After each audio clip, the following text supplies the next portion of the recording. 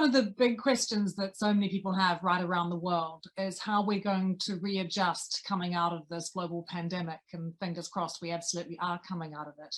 So in this next session, Client Portfolio Manager Richard Brown is going to be looking at some of the drivers that's going to determine the prospects for absolute return in 2022.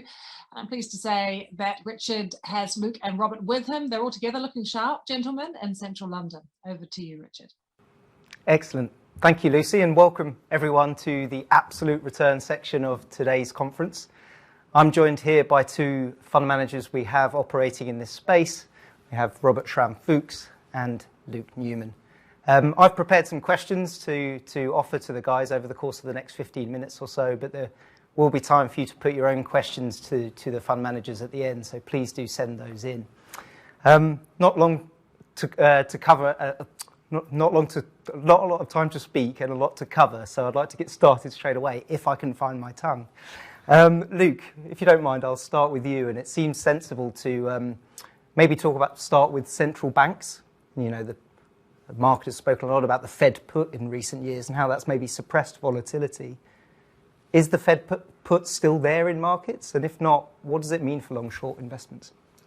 It feels like, for the time being, it's been put on ice. To some extent, over the course of the last 12 months, the hardening we've seen in language, the more hawkish tone we've seen adopted by central banks is probably to be expected. I think going back to the early stages of the lockdown, we might have expected then a snapback to come back with demand and supply in familiar shapes, and it's looking increasingly clear that's not the case. We're seeing persistent supply chain disruptions. We've seen changes within the labour markets. We've seen changes in terms of corporate and household pockets of demand.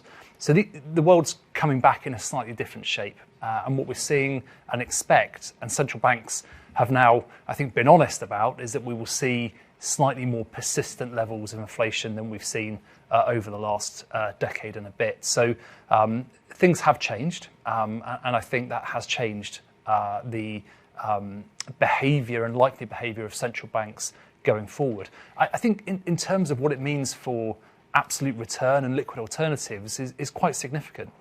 I think what struck us through the rotation we've seen in markets, the increase in interest rate expectations, steepening of yield curves, rise in nominal yields, and the sell-off that's driven in certain parts of the market, is something really worrying's happened. Rather than fixed income and equity moving diametrically opposed to each other, so giving investors the opportunity to balance their portfolios, we've seen correlations pick up. And equity markets and fixed income markets correlating probably isn't the worst thing in the world for investors when both asset classes are going up. What we've seen through the end of 2021 into this year is that both asset classes have come under pressure, particularly within the equity market, within those areas of the market that have really been the drivers of investors' returns. So I'm thinking of US equities, I'm thinking of the NASDAQ in particular. So positively correlated, but both asset classes falling, that really, I think, creates an onus for absolute return, equity long short, liquid alternatives to do more than simply act as a diversifier within portfolios. I think it's our responsibility as managers of those products to continue, yes, to act as shock absorbers within the portfolio, but actually to demonstrate that there is a source here of positive, consistent, absolute returns when maybe more traditional asset classes are starting to give back some of those gains that we've seen over a long time. There's a lot of profits in those asset classes driven in part by the very loose monetary policy that we've seen for a long time now to reverse. So that's really, I think, for me, the biggest implication. Sounds like long short is more important now than possibly at any point in recent years as a result. But maybe, Robert, maybe if I could get your thoughts on how the Fed will potentially influence markets over the course of the coming year or so. Thanks, Rich. I think I would like to answer it this way. Essentially, ever since QE1, we've lived in a decade of financial volatility suppression. The Federal Reserve and other central banks have essentially been continuously selling puts, short puts on the market selling volatility.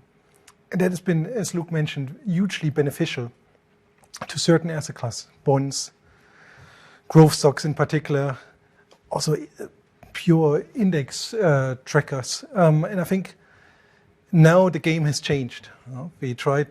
Central banks tried in 2018 for the first time to reverse course a little bit. Now, back then, the inflationary pressures were not very strong and growth rolled over.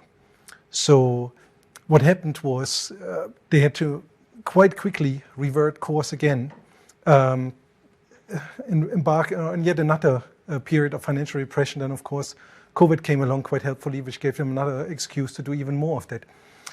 The game has changed because we now have inflation rates we haven't seen in 4 decades or longer. And on the producer price, we haven't seen those kinds of inflation rates in 5 decades. And we just said before we came down here to do this forum, US inflation rates on the consumer price level, highest since the very early 1980s.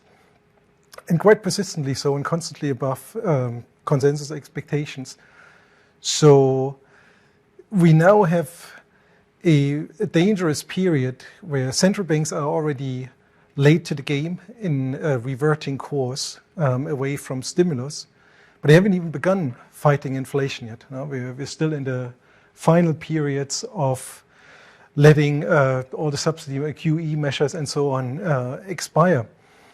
So we're very late in that game. I think the Fed put will be a lot lower than it has been in a long time. And I would also like to make the point that specifically in the US, there's a huge degree of concern now over the levels inflation has risen to. President Biden, Treasury Secretary Janet Yellen, herself a former Fed chief, they came out at various stages over the past few weeks and emphasized that it's the main priority for the current administration now to get inflation back under control.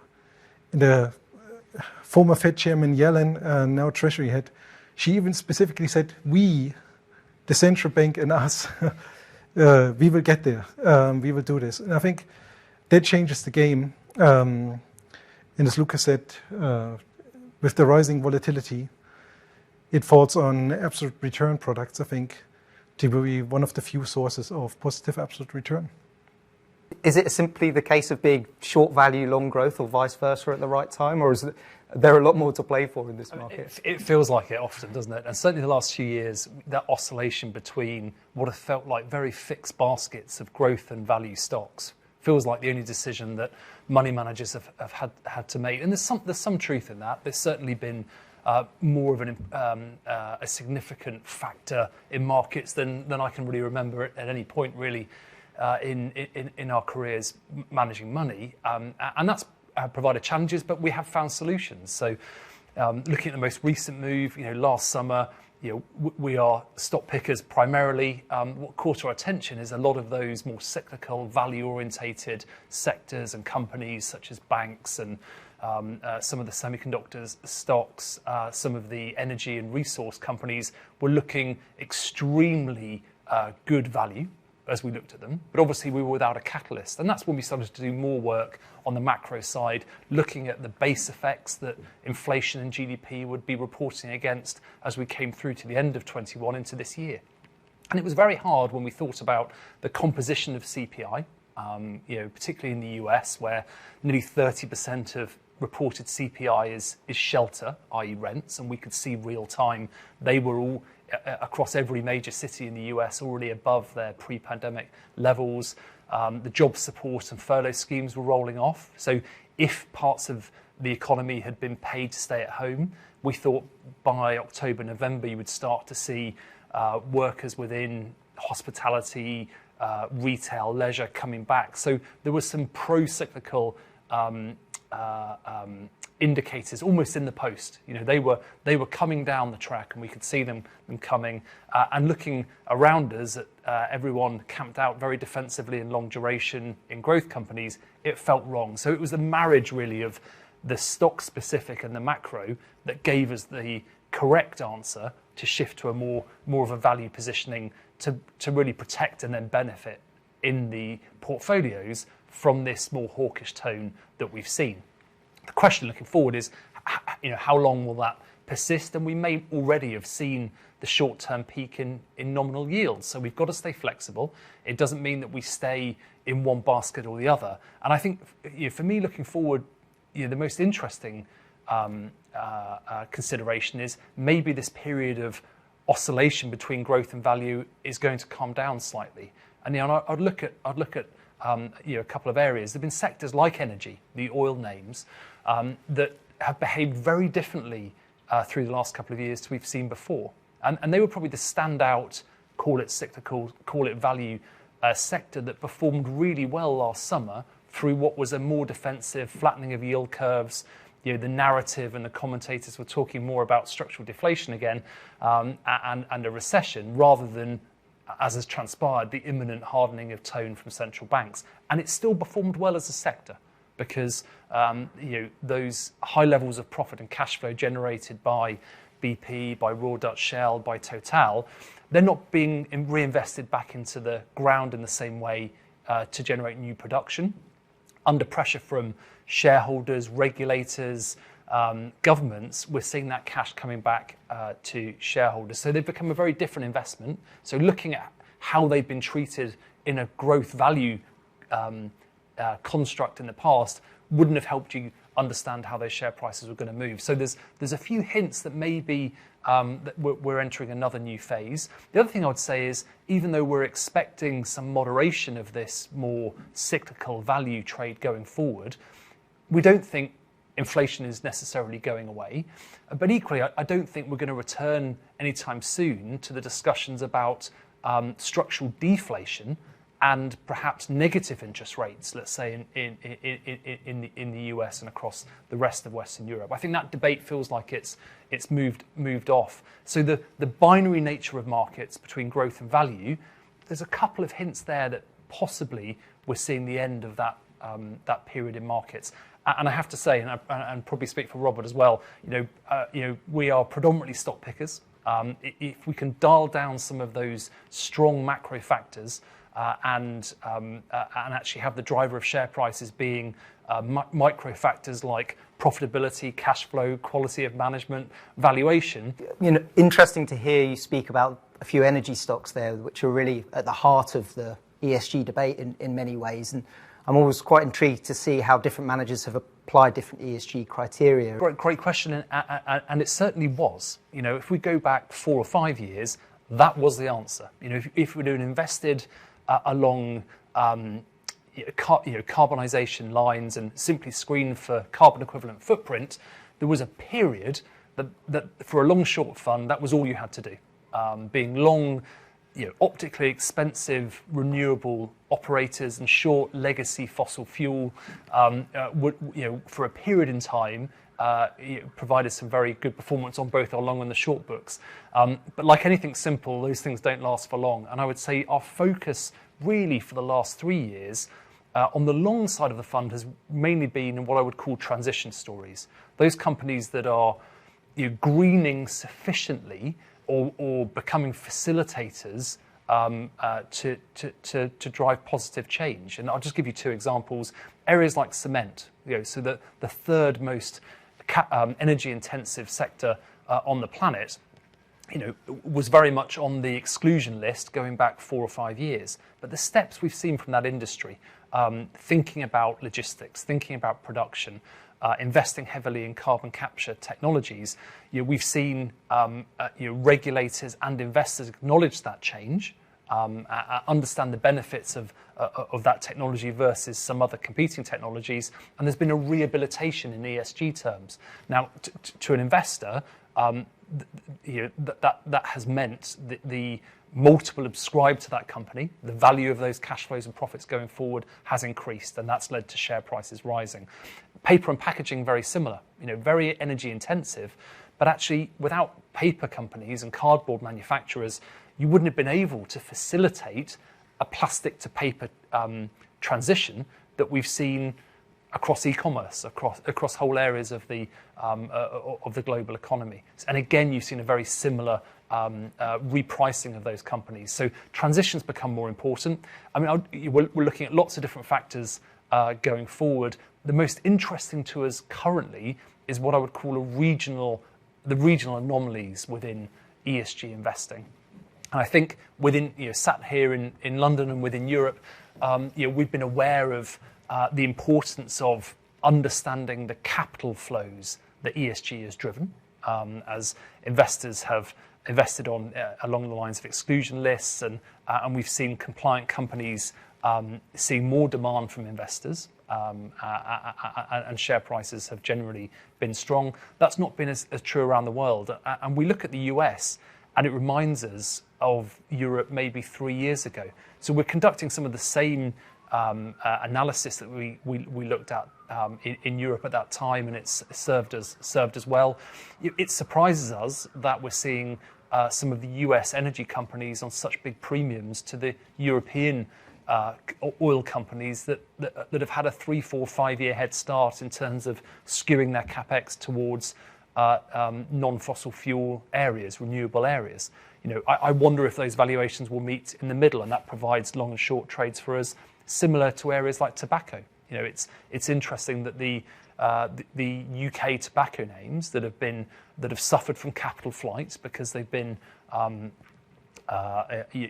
excluded from ESG indices have had to accelerate their investment into next generation smokeless technology, and yet they trade at a discount to some of the US tobacco names. So there's interesting areas that we're able to find heavily integrated, but at the end of the day, yes, we integrate ESG because it's the right thing to do, but we strongly believe that integration has been positive for returns, but also positive for our ability to control risk within the portfolio. So, it's in a world of very, very few win-wins, this really seems like it has been one. Thanks, Luke. Very detailed, and also you could tell how passionate you are about the topic. I'm very conscious of time, so I might just hand back to Lucy and squeeze in one quick question for the guys from the audience, if I may. Yeah, sure. We've had, it's going to have to be very quick because we're running short on time, but really quickly to both of you, do you think markets are going to finish higher or lower by the end of the year? That's one of the questions we've had.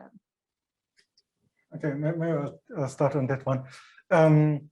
Look, I think we are going into a period where we're definitely seeing more volatility. We're seeing liquidity being withdrawn. And I think the most underappreciated risk perhaps is the impact on the real economy. So we're seeing now the last 2 quarters, economy being heavily supported by restocking, inventory rebuilding that had been drawn down over the prior quarters. That is coming to an end. And I think that's a big risk, because it could create a sudden air pocket for new order, new demand for a while, because that restocking driver is falling away. And so, at least for the foreseeable future, I think the risks are more to the downside. And quickly from you, Luke? Yes, I would agree. I mean, January the 1st, I would have said, this is going to be a strongly negative year. I think the pressure for the first half of this year is still probably on the downside for equity markets as we reprice for higher rates and that inflation. But I do now think, the rate cycle will probably be harder to conduct than most central banks probably appreciate or publicly appreciate at the moment. So I think that probably gives some relief for markets into the second half of the year. Lots of volatility, and that's something that hopefully we can harness. Thanks to the three of you. Thanks for that session, Luke, Robert, and Richard. Thank you.